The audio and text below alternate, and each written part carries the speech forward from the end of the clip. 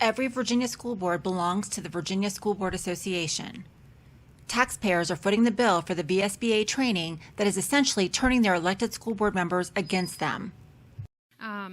I'm sure you all remember people discussing at great length keeping politics out of the schools. With an organization such as the VSBA, who lobbies and uses new school board members as tools against not only parents but also Republicans, it makes it hard to keep politics out, no matter what aisle you sit on.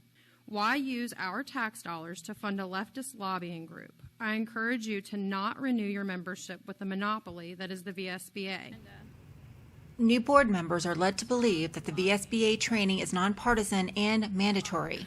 When I started on the school board a year ago, I assumed that Virginia School Board Association, I assumed it had some sort of authority over us, that it was a requirement, that we had to listen to what they say and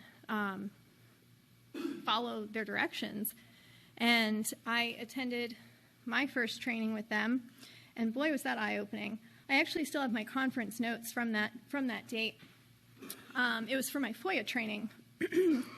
And some of the things that struck my ears as concerning was they said, and I quote, that they were concerned about the upcoming election for our new governor because there has been a Democrat enthusiasm gap, meaning that the Democrats had won the presidential election, and so then historically they don't show up for the governor's race.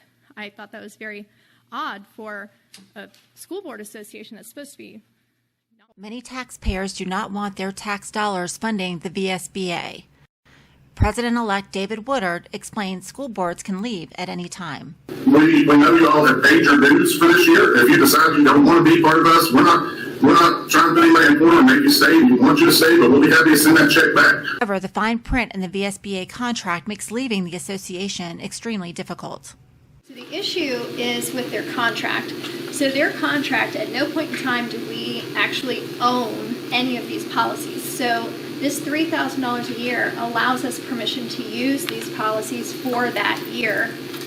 So we're essentially renting them. And they've got all this copyright law written into this contract. So the issue is, if we were to break the contract with the VSBA, we have to start all over again. So why are all counties members? Well, because the VSBA holds policies hostage. If we want school boards to represent taxpayers, we need to demand they resign from the VSBA. Our tax dollars should not be used to train board members to work against us.